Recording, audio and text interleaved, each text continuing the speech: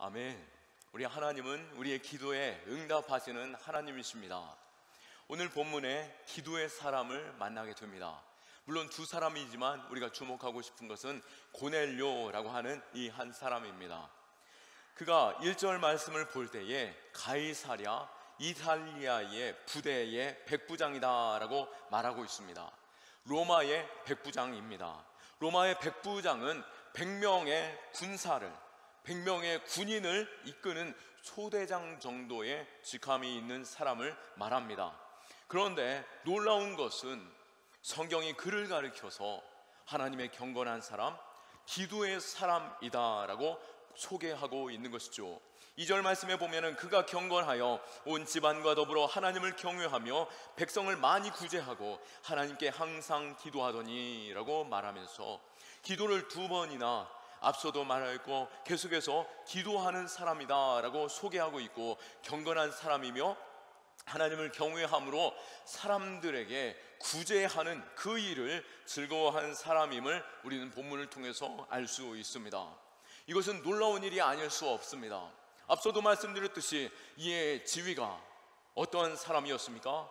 그는 로마인이었고 군인이었습니다. 로마인의 군인은 정치인이요 또 그 땅을 다스리는 자들인 것이죠. 로마인들은 자신들의 종교가 있었습니다.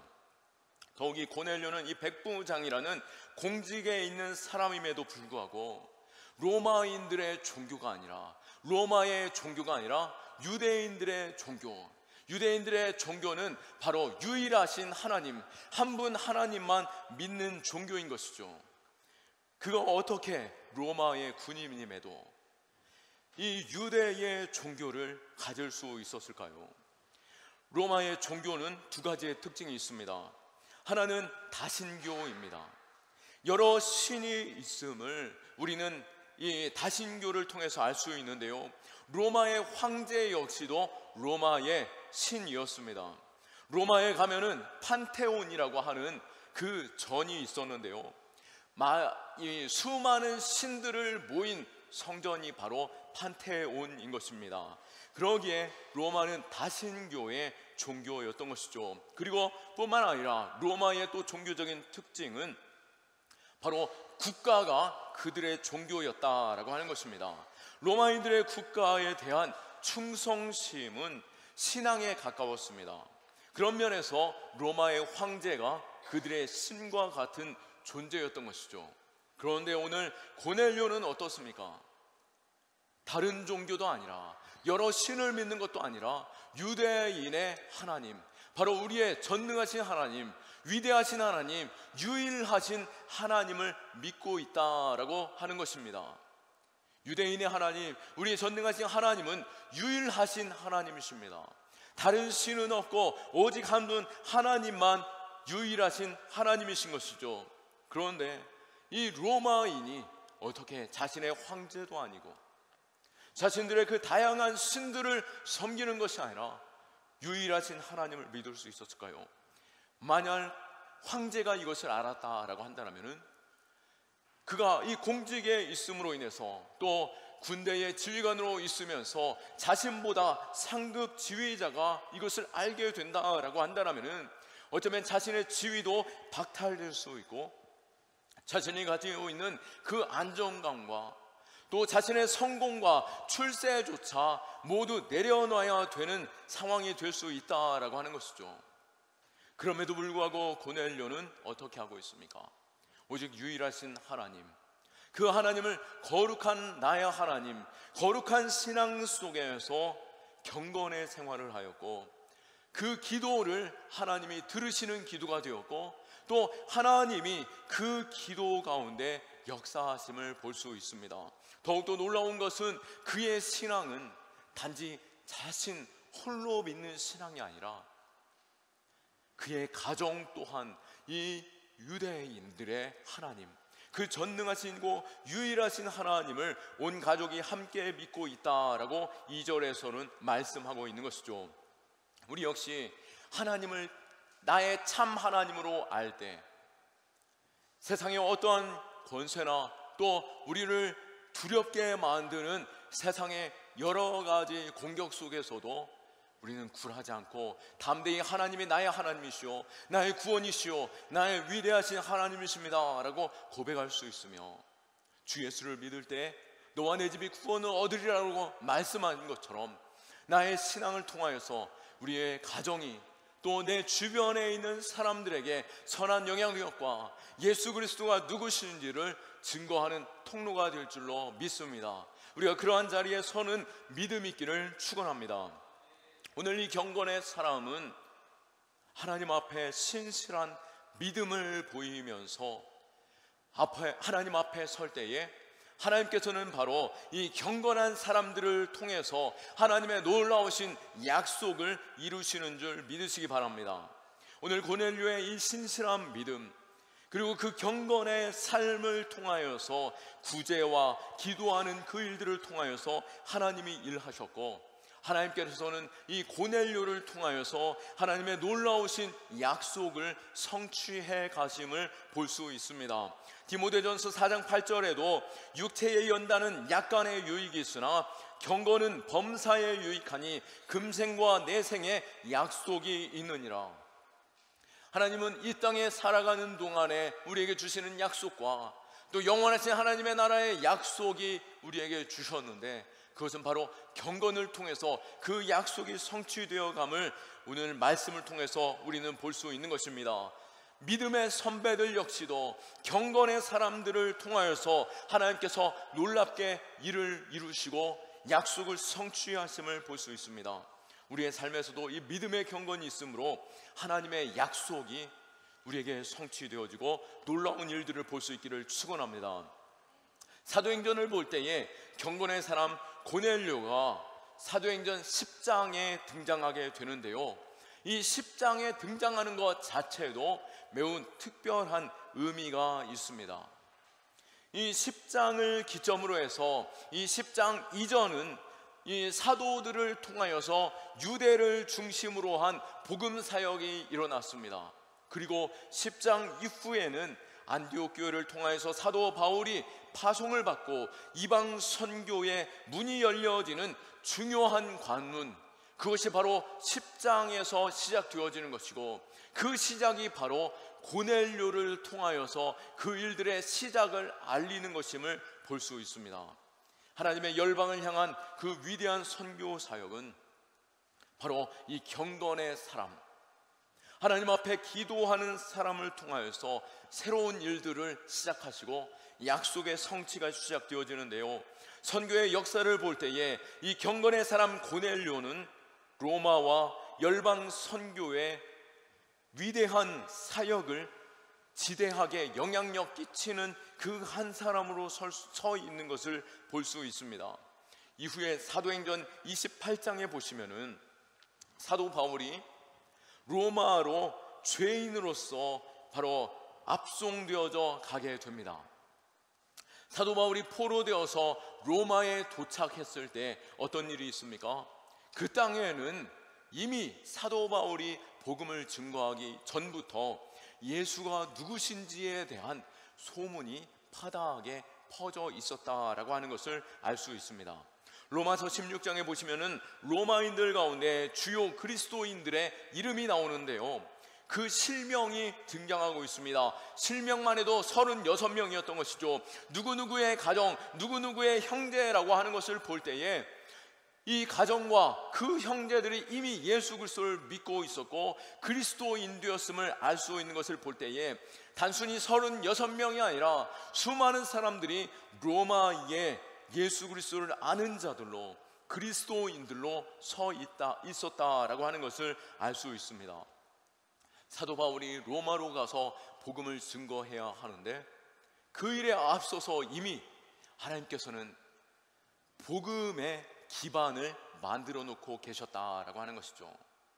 예수 그리스도에 대한 소문이 흘러갔고 예수 그리스도를 아는 자들의 삶이 어떤 변화가 있고 또 얼마나 은혜가 있는지라고 하는 그 소문들이 이미 그 로마에 있었으며, 그 상황 속에서 로마에 사도 바울이 들어가 진정한 예수 그리스도가 누구신지 더욱더 명확하게 구약의 말씀과 또 이 예수 그리스도의 살아나심에 대한 명확한 복음의 메시지가 사도 바울을 통하여서 증거되어지므로 로마가 완전히 뒤집어지게 되었고, 로마의 그 길과 로마의 그 강력한 권세를 통하여서, 그 영향력을 통하여서 온 세계 가운데 복음이 확실하게 증거되어졌다라고 하는 것을 알 수 있는 것입니다. 이렇듯이 사도 바울이 가기 전에 그 복음의 기반이 만들어진 것, 누구를 통해서 가능했다고요? 오늘 고넬료를 통해서 그 일들이 가능했다라고 하는 것을 우리는 미루어 짐작할 수 있는 것입니다. 고넬료가 베드로를 통해서 예수 그리스도를 영접하고 회심한 후에 백부장으로서 이스라엘의 근무를 마치고 로마로 돌아가 그곳에서 또 자신의 직분을 감당하게 되는데요, 약 13년 정도 지난 후에 사도 바울이 로마로 들어간 것을 볼 때 적어도 미루어 보면은 10년 이상을 이 고넬료가 로마의 많은 지휘관들과 또 많은 지도자들과 함께 하면서 자신의 경건과 자신의 성품과 또 자신의 삶에 나타나는 그리스도의 빛되심을 나타내 보였고, 그리스도가 누구신지를 증거하는 그 10년 가까운 시간들이 있었기 때문에 바로 로마의 복음의 기반이 만들어지게 된 것이었습니다. 당시 군인들과 정치인들 그리고 사회의 저명 인사들에게 이르기까지 이 고넬료는 수많은 영향력을 끼쳤을 것이 분명하였고, 그를 통하여서 하나님의 위대한 역사가 한 걸음 한 걸음 더 가까이 나아가게 되었다라고 하는 것을 알 수 있는 것입니다. 그가 예수 그리스도를 아주 정확하게 알지 못하였지만, 그럼에도 불구하고 오늘 본문에서 보는 것처럼 베드로를 통하여서 예수님이 누구신지를 알게 되었고, 바로 유대인으로서 유대교, 바로 하나님을, 유일하신 하나님을 믿는 그 신앙 속에서 자신이 기다리는 그 메시아가 예수님을 알고 그 예수님을 증거함으로 이 놀라운 로마의 복음의 역사가 일어나게 된 것입니다. 이와 같이 하나님은 이방 선교의 분기점인 사도행전 10장에서 로마인이었던 고넬료를 세워서 로마로 파송하게 된 일, 이 사건이 우리는 그냥 넘겨버릴 일이 아니라 우리가 이 시대 가운데 살고 있는 이 때에 내가 아직 하나님을 잘 알지 못한다 할지라도, 예수님을 이제 처음 믿기 시작하였다 할지라도 하나님께서 나의 경건과 또 나의 기도와 또 나의 신앙 생활을 통하여서 한 민족을 변화시켜 나가는 그 지대한 영향력을 끼쳐 세우는 그러한 일들을 보면서 우리 또한 주님 앞에 기도하고, 또 내가 더욱더 하나님 알기 원하고 그리스도가 누구신지 내 주변에 있는 사람들에게도 복음을 증거하여 그 선한 영향력을 끼치는 사람 될 수 있기를 축원합니다. 이 놀라운 하나님의 역사는 또한 더 분명한 것은 고넬료의 기도를 통해서 시작되었다라고 하는 것을 알 수 있습니다. 3절에서 4절 말씀을 보면은 하루는 제9시쯤 되어 환상 중에 밝히 봄에 하나님의 사자가 들어와 이르되 고넬료야 하니, 고넬료가 주목하여 보고 두려워 이르되 주여 무슨 일이니까? 천사가 이르되 내 기도와 구제가 하나님 앞에 상달되어 기억하신 바 되었으니 라고 고백하면서 하나님은 그 경건과 구제의 사람에게 천사를 보내요. 그를 통하여서 하나님이 너의 기도를 들었다, 너의 구제를 살펴보았고 그것이 너의 그 기도와 구제가 하나님 앞에 상달되어 기억하신 바 되었다라고 하는 그 소식을 고넬료에게 전해 주신 것이죠. 오늘 이 4절에서 환상 중에 사자가 나타났고 그 천사가 너의 기도와 구제가 하나님 앞에 상달되어 기억하신 바 되었다라고 하시는 이 문장을 볼 때, 여기에서 기억하신 바 되었다라고 하는 이 단어, 헬라어로 무네모시논이라고 하는 단어인데요, 바로 기념비를 세우다, 기념으로 삼다라고 하는 단어인 것입니다. 여러분 인생에 있어서 매우 기념이 되는 일은 어떤 일들이 있습니까? 여러분들이 간절히 바라고 기대하였던 그 일들이 이루어짐으로 인해서 내가 크게 감격하였고 놀랍고 또 내 인생에 있어서 자랑이 되는 그 기념이 될 만한 일들이 여러분들에게 있습니까? 바로 오늘 그 일이 이 기도를 통해서 이루어졌다라고 말씀하고 있는 것입니다. 하나님께서는 이 고넬료의 기도를 통해서 이미 성취되어진 일이 아님에도 불구하고 이 땅에서 우리는 그것이 기념이 될 만한 일인가 라고 생각할 수 있겠지만, 하나님의 마음, 하나님의 심장에서는 바로 기도하는 사람의 그 기도가 하나님의 마음의 돌판에 새기는 기념비와 같은 사건이 되는 것입니다. 물론 우리의 기도 즉각적인 응답이 되지 않을 수도 있습니다. 당장 내 삶에 응답으로 나타나지 않을 수 있는 것이죠. 경건의 사람 필립 얀시 역시 이렇게 말했습니다. 하나님이 우리의 모든 기도에 즉각적으로 응답하시지는 않겠지만 중요한 것은 하나님이 우리의 모든 기도를 들으시고 계신다라고 하는 것이고, 결과적으로는 하나님의 때와 하나님의 방법으로 그 기도를 이루신다라고 하시는 말씀인 것입니다. 그 기도의 마음을 누가 주셨습니까? 하나님이 우리에게 주셨고, 우리로 하여금 기도하게 하셨고, 그 기도를 하나님이 이루시고자 하셔서 기도하게 하신 것이죠. 내 주변에 어떤 사람에 대해서 갑자기 기도하고자 하는 마음이 생겼다라고 한다면, 우리 교회의 어떠한 일에 있어서, 어떠한 사역에 있어서, 어떠한 상황에 있어서 나로 하여금 기도하게 하신다라고 한다면 그것이 내 마음에 있는 것이기도 하겠지만, 하나님이 나로 하여금 기도하게 하시고 기도를 채우시는 일인 줄로 믿으시기 바랍니다. 또한 하나님께서는 우리가 기도하는 그 사건을 하나님의 마음의 돌판 가운데 새기셔서 하나님은 절대로 그 기도를 잊지 않으시고 이루신다라고 하는 것이죠.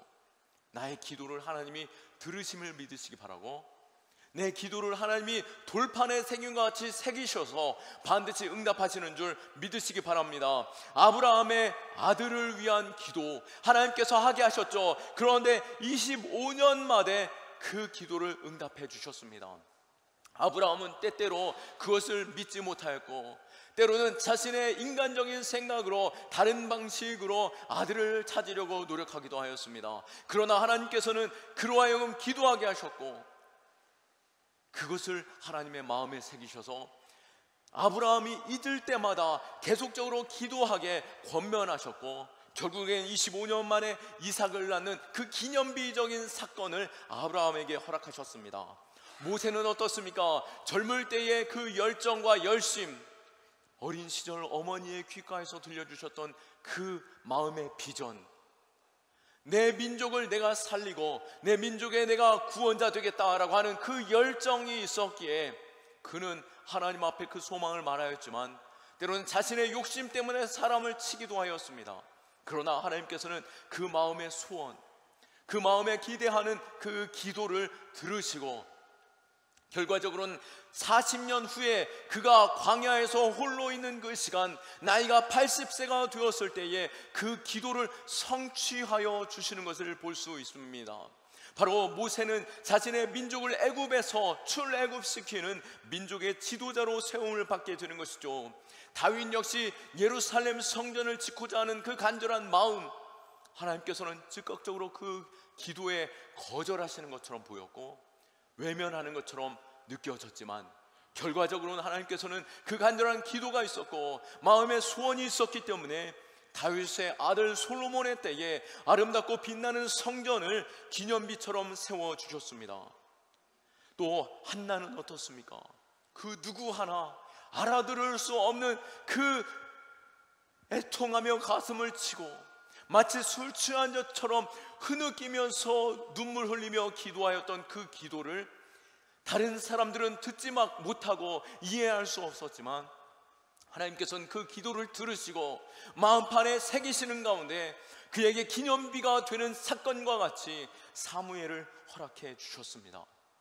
우리의 마음 가운데 주시는 하나님의 그 기도의 제목, 그것이 나의 기도가 되기를 원하고, 내가 그 기도를 할 때 하나님의 그 마음판에 그 돌판에 새겨지는 기도가 되며 반드시 이루어지는 기도로서 하나님의 응답을 하나님의 역사를, 하나님의 약속의 성취를 맛보는 저와 여러분 될 수 있기를 축원합니다.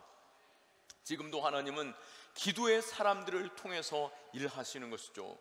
고넬료의 기도를 통해서 로마 선교의 길이 열려졌는데요, 오늘 이 고넬료의 기도의 응답 역시도 한 기도의 사람을 통해서 응답되어지는 것을 볼 수 있습니다. 바로 베드로가 기도하는 중에 하나님이 고넬료를 만날 기회를 허락하여 주셨고, 도저히 이 베드로와 고넬료는 서로 알지 못하였음에도 불구하고, 고넬료와 베드로가 이방인임에도 불구하고 베드로는 고넬료를 만나 그에게 복음을 증거한 것을 볼 수 있었습니다. 사실 베드로는 유대인이었고 그는 이방인을 만날 생각조차 하지 않았었습니다. 그런데 하나님께서 강권적으로 그를 이끄시는데요, 이 베드로가 이 사역하던 중에 한 여제자가 죽음을 당하였다라는 소식을 듣게 되었습니다. 많은 구제와 또 많은 성도들에게 복음을 증거하는 한 여제자가 죽었다라는 소식과 또 그를 속히 오셔서 이를 불쌍히 여겨주시고 이 죽은 자를 살려주십시오라고 간절히 기도하는 그 영혼들에게 이끌려서 그 자리로 갔을 때 베드로는 놀라운 경험을 하게 되었던 것이죠. 과연 이 죽은 자가 살아날 수 있을까라는 의심도 있을 수 있었겠지만 하나님께서는 그 죽은 자를 살리는 기적을 보여주셨습니다.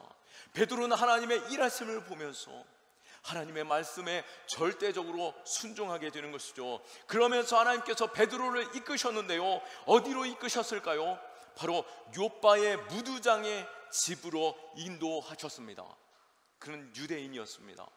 그는 거룩한 신앙을 가지고 경건한 생활을 하고 있었던 것이죠. 그런데 무두장이는 누구냐라고 한다면 가죽 공세업자입니다. 가죽 제조 공장이 바로 무두장이의 집인 것이죠. 가죽을 제조하려면 어떻게 해야 되겠습니까? 죽은 짐승의 피부를 벗겨내야 하는 것이죠. 유대인들에게는 매우 부정한 사건인 것입니다. 그러기에 그 죽은 시체를 건드는 것, 사체를 건드는 것, 그것은 매우 부정한 사건이기에 유대인으로서 베드로는 무두장이의 집에 갈 일이 없는 것입니다. 그리고 그것은 이 무두질, 염색을 하는 일이기에 매우 역겨운 냄새가 하는 곳이기에 냄새가 나는 곳이기에 많은 사람들이 사는 동네에도 있지 않았습니다. 바닷가로 나가는 것이죠. 그런데 베드로로 하여금 그 무두장이의 집으로 가게 하셨고 그곳에서 기도하게 하십니다. 철저하게 베드로를 깨뜨리시는 것이죠. 이방인을 만나게 하시려는 하나님의 계획이셨고 결국 이 무두장이 집에서 하나님께서 기도하게 하심으로 말미암아 9절 말씀에 보면 이튿날 그들이 길을 가다가 그 성에 가까이 갔을 때에 그때에 베드로가 기도하려고 지붕에 올라가니 그 시각은 제6시더라 라고 말하는 것처럼 베드로로 하여금 기도하게 하실 때에 그곳에 올라가 지붕에 올라가 기도하던 그때 고넬료가 보낸 그 사람들, 바로 천사가 고넬료에게 나타나 고넬료로 하여금 베드로를 만나라, 바로 무두장이 집에 있는 베드로를 초청하여서 복음을 들어라 라고 하는 그 사건이 이루어지게 되는 것이죠. 유대인으로서 부정한 집에 있다라고 하는 것이 불가능한 일, 그럼에도 불구하고 그 자리에 있음으로 말미암아 베드로는 이방인이었던 로마인을 만나기에 그 일에 동참하게 된 것이었습니다. 이 일을 누가 이루셨습니까? 바로 하나님이 이루셨다라고 하는 것입니다. 하나님이 바로 기도하게 하시고 나로 하여금 왜 이 상황으로 몰아가고 나로 하여금 이 수치스럽고 절망적인 상황 속에서 하나님의 일에 동참하게 하십니까? 라고 낙심할 수도 있었겠지만 그럼에도 하나님께서는 그 놀라운 사건을 통해서 로마를 변화시키는 그 이방 선교의 문을 여는 고넬료를 만나게 하셨고 그곳에서 예수 그리스도를 증거하는, 고넬료가 베드로를 만남으로 인해서 예수 그리스도를 만나는 그 사건이 일어나게 되는 것입니다. 이렇듯 하나님께서는 지금도 기도하는 사람들을 통해서 일하시고, 또 갑자기라도 우리로 하여금 기도하게 하심으로 인하여 하나님의 약속의 성취를 보게 하시는 줄 믿으시기 바랍니다. 하나님이 우리로 하여금 기도하시게 하시는 사건이 있습니까? 우리로 하여금 갑자기 왜 그 사람에 대해서 기도하게 하실까? 우리로 하여금 왜 그 상황에 대해서 기도하게 하시고 왜 그 상황으로 우리를 몰아가실까라고 하는 질문을 던질 수 있겠지만, 그 질문 앞에서 하나님이 하신 것을 믿는다라면은 겸손히 순종함으로, 때로는 내가 수치스러운 일이 겪는다 할지라도 그 길에 순종함으로 나아갈 때 하나님의 역사가 이루어지게 될 것입니다. 하나님은 이 최고의 축복을 기도를 통해서 행하시는데요, 바로 오늘날도 동일하게 이 일들을 행하고 계신다라고 하는 것입니다. 결국 이 일로 인하여 로마의 복음화에 절대적인 그 영향력을 끼치는 고넬료를 만나게 되었고, 또 그 고넬료를 변화시키는 베드로를 만나게 하는 것처럼 지금도 한 영혼과 한 영혼의 만남의 일을 하나님께서 준비하게 하고 계시고, 그 만남을 통하여서 놀라운 역사를 이루시는 분이심을 믿으시기 바랍니다.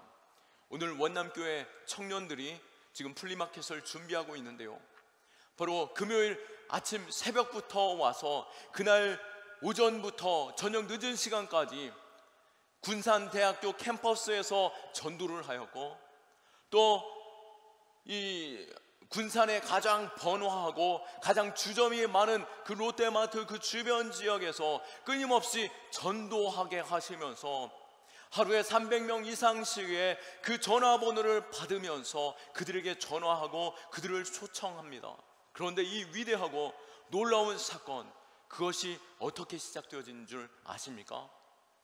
매우 우연스럽고 그냥 가볍게 툭 던진 말을 그냥 가볍게 좋죠 라고 하는 사건을 통해서 이 일들이 이루어졌다라고 하는 것입니다.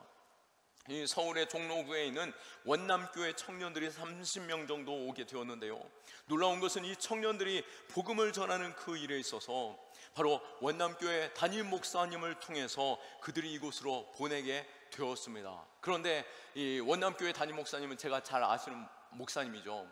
바로 제가 이전에 있었던 이 한성교회에서 사역했던 목사님입니다. 그런데 제가 한성교회 부임받을 때에, 부목사로 부임받을 때에 이 권기웅 목사님은 저보다 제가 오기 바로 직전에 원남교회로 담임으로 가게 되었습니다. 그럼에도 불구하고 만날 수 있었던 것은 한성교회 출신 담임 목사들의 모임이, 정기적인 모임이 있습니다. 그 모임에서 원남교회 목사님과 아주 친밀하지도 않았는데요, 그럼에도 불구하고 서로에 대해서 조금씩은 알고 있었죠. 그런데 이 원남교회 목사님이 자신의 교회의 청년 사역에 대해서 말씀하고 있었습니다. 그러다가 갑자기 뜬금없이 저와도 자리가 조금 떨어져 있었는데요, 송은우 목사님 교회에 우리 청년들을 좀 보낼까요? 라고 말씀하시는 것이었습니다. 당황스러웠죠. 갑작스럽게 뭐라 말씀하셨으니까. 그런데 저도 모르게 좋죠 라고 말씀한 겁니다. 아무 생각 없이 그냥 갑자기 좋죠 라고 말씀했던 것이죠. 그러면서 이 일들이 성사되게 되었습니다. 사실 제가 좋죠 라고 말할 그때 제가 조금만 생각해 봤다라고 한다면 한 2, 3년 뒤에 오시면 좋겠네요 라고 말했을 수도 있습니다. 왜냐하면 그때 당시 3부 예배는 있었지만 저희 교회 청년들 1명 오고 있었고요, 그리고 2명 될 때는 직장이 교대로 있었기에 2명 될 때 있었고 1명 될 때 있었습니다. 그 상황 속에서 원남교회 청년들을 초청하여서 함께 사역한다라는 것은 도저히 상상할 수 없었고 부끄러웠고 내가 어떻게 할까라고 생각할 수 있었던 것이죠. 그런데 아무 생각 없이 그냥 좋죠라고 덜컥 받아버렸는데, 그 마음을 가지고 제가 교회에 와서 기도하는 중에 하나님께서 끊임없이 청년에 대한 기도를 하게 하셨습니다.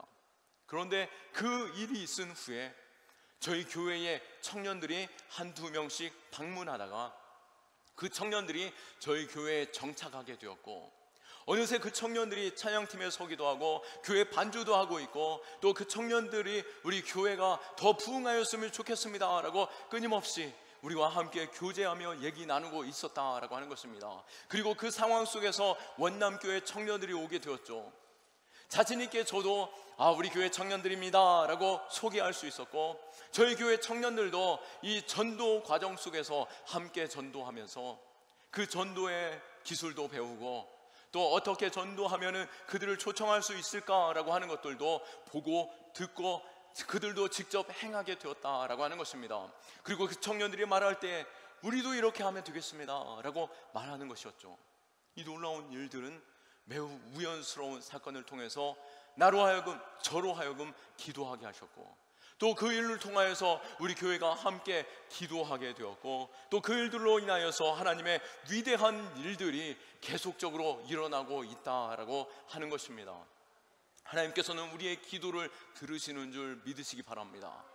우리의 기도를 그냥 허투루 하나님께서 넘기시는 분이 아니시라, 마치 돌판에 새겨 하나님께서 기억하고 계시는 것처럼 하나님의 그 때를 채워가시고 하나님의 방법 속에서 그 위대한 일을 이루신다라고 하는 것이죠.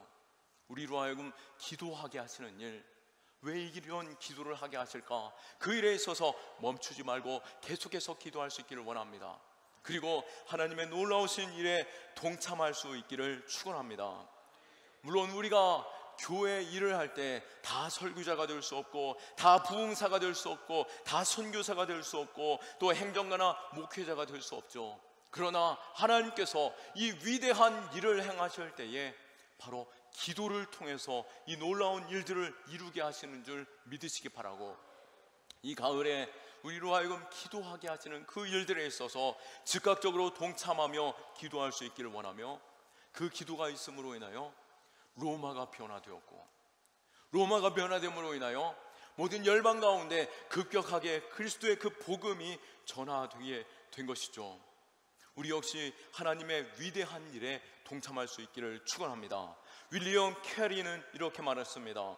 하나님으로부터 위대한 일을 기대하라. 그리고 하나님을 위하여 위대한 일을 시도하라. 우리 하나님은 위대하신 하나님이십니다. 하나님의 마음에 능치 못함이 없는 것이죠. 우리의 마음 가운데 하나님의 그 위대한 일에 대한 꿈을 주신다라고 한다면은 우리는 그 위대한 일에 적극적으로 시도하는 일이 있어야 하는 것입니다. 전도를 할 때도 때를 얻든 얻지 못하든, 또 내가 즉각적으로 기도의 응답을 받든 받지 못하든 하나님이 위대하시니 그 위대한 일에 동참함으로 말미암아 하나님의 놀랍고 위대한 일들을 경험할 수 있는 그 기념비적인 사건들이 우리 한 사람 한 사람에게 모두 있는 그러한 경험의 식구들 될 수 있기를 예수 그리스도의 이름으로 축원합니다. 아멘. 우리 하나님께 영광의 박수 올려드립니다.